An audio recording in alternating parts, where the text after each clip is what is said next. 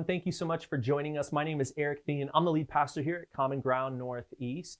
And whether you're a longtime attender or you're just checking us out, we're just thankful that you're tuning in, allowing us the opportunity to speak and proclaim the good news of Jesus Christ to you in some way, shape, or form. We want to recognize that COVID-19 has changed so much about the way humanity interacts, the way we communicate, the way we gather, and the same thing is true for church communities. And so as we try to respond to that new reality, we recognize that we're going to have to change a few things inside of the format of our weekly gatherings. And you're going to start to see those things happen over the next few weeks. We're always going to have an online presence from here on out. We recognize that there is going to be people that have health issues that cause them not to be able to be here in person, but that also there's people who just aren't quite ready and comfortable being in the large group gatherings yet. And so as a result, we will always from here on out have some sort of an online presence that's available for you to watch live as much as we can possibly pull that off, and then on demand. Now, as a result, though, you need to realize we actually have two different audiences then that we are trying to steward at the same time often. We have our online presence, and then we have our on-site presence. And our on-site presence may have small children there that cause another level of unpredictability during our gatherings. What we want you to know is that our mission isn't changing, right? We're here to invite all people, regardless of age, ethnicity, and background, into the formation of the image of Jesus, that we would be able to love our neighbors here in Indianapolis and throughout the globe.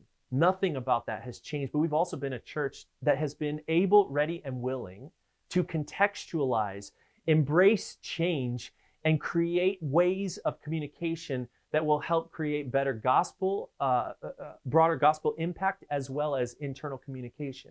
And communication, connection, all of these things have been really difficult, especially over the longest, weirdest summer that we've ever experienced in our lives. And so we want to reclaim some ground. We know that that's been lost, and we want to reclaim that here and now.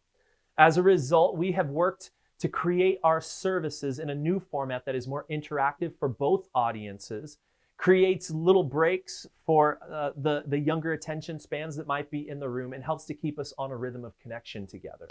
This is what we're going to do. So we are behind the scenes syncing up all of our adults, our youth, and our children's teaching streams. This creates synergy amongst those different ministries, and we're hoping also allows parents the ability to engage their kids around the dinner table because they're covering the same topic at the same time. We're making our gatherings more interactive online for those in-house and for children.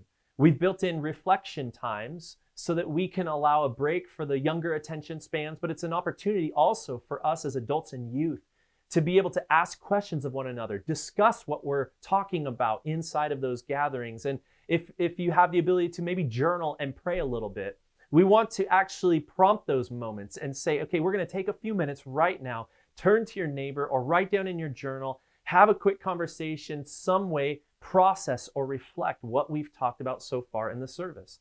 To help with that engagement, we've been working hard to create a guide, some sort of a way for us to keep together during those times, an interactive piece that will allow us to process these things in a similar way. And so this guide will be available on PDF, and it'll also be available for you to be able to print if you want to physically write on it. It'll have spaces for notes so you can take notes during the sermons. It's going to have articles from diverse perspectives, offering up maybe some ideas that could be challenging to you.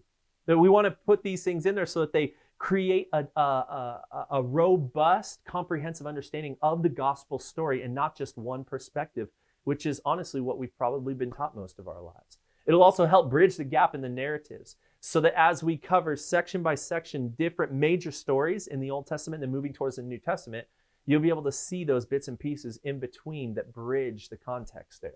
During the sermon reflection times, I'm going to refer to this guide and ask you to respond during it. I will cue you and allow you time to process those things. So that's going to be a little different if you're watching online or in person, because we're going to take a break for a couple minutes and say, okay, now do these things right now. And so the invitation there is to talk with your family, your house church crew, discuss it live. If you're on the live chat, you can do that in the chat box, but you can also write notes down and prayers to God in your guide or in a journal during that time. Finally, there's going to be a Bible reading plan, 2 of them actually. So as we're taught, as I'm summarizing some of these big stories, I won't be able to cover all of the narrative and all of the text in Scripture that we're dealing with.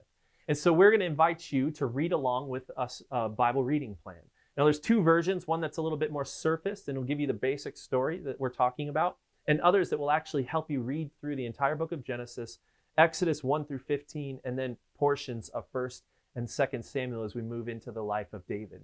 Now, keep in mind, this is not a new idea, right? Christians for centuries have utilized liturgical calendars and lectionary readings. The Jewish faith continues to read even today what's called the parashah or the Torah portions, so that if they go from synagogue to synagogue, they know that that synagogue is doing the same reading and they can interact on those things.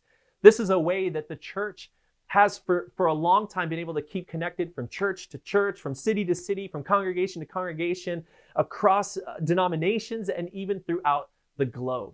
And so what we want to do is invite you into this narrative as the entire congregation of Common Ground Northeast walks through this biblical story of the gospel narrative. Our hope is to rally our church around this story, that our house churches and as individuals, we would sync up and be so in tune that it would be kind of like when you have that best friend and you haven't seen him for a long time, and then you finally get a chance to reunite, and it's like you can just pick up right where you left off because you're so in tune with one another. And our hope is that when we can safely gather in large group settings, more along the normal lines from before the virus hit, that we'll be able to pick up as a congregation right where we left off. But I want to also remind you that that can't happen unless we all do this together, unless we all commit and agree to be in this with one another. And so would you commit to the three things that we've mentioned? Would you attempt intentionally to stay connected with our congregation through these spiritual rhythms? And what I want to ask you to do three very specific things. First is to tune in live every Sunday morning at 10 a.m.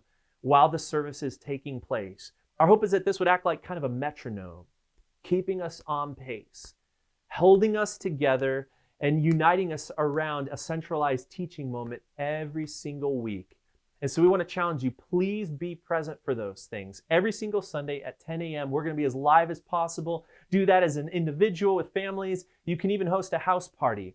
That's when house churches get together and view the sermon together at the 10 o'clock time. Second, we want to challenge you to use the gospel guide that we're putting together. It'll provide interactive moments. It'll provide teachings and ideas for you to use with your children at home, little side teachings that you can do. It'll also use the articles that I mentioned before from different perspectives and create an opportunity wherein we can actually respond in unison together no matter where we're at. And so make sure you download that PDF, print it out if you want that, and be able to have it accessible so that you can engage when those cues are given. Utilize this tool. We think it's going to be a really powerful opportunity for us. And then the third thing we want to do is to challenge you to follow the reading plan. Some weeks there will be just one verse, and others there will be multiple chapters. And while I refer to the summaries and the stories of the Old Testament, we want you to catch the entire narrative as we're walking through the Old Testament, knowing that everyone else at CGNE is doing the reading right along with you. Now, you might have caught on, the connection is the theme. We're trying to reconnect after this summer, after the separation and scattering that COVID has done with our community. And so connection. If you're not in a house church, get into a house church, please. Even if that means you only meet with them online, we think that is so important as we move towards winter and kind of the challenges that come with that. And as we think that it's possible that maybe we would be on an isolation moment mandate at some point again. So please get connected, jump into a house church. When the normal routes of connection are stifled, we need to be fluid and committed to abiding in Christ and with one another as we stay connected to Christ, who is the vine. And so we think these three things will cause a spiritual adhesion to help us do just that. And that through this, we wouldn't just be stronger here and now, just staying connected, but stronger in the long term. Common Ground Northeast, let's fight for connection. Let's be committed to one another. And let's sync up as the Spirit of God guides us each step of the way.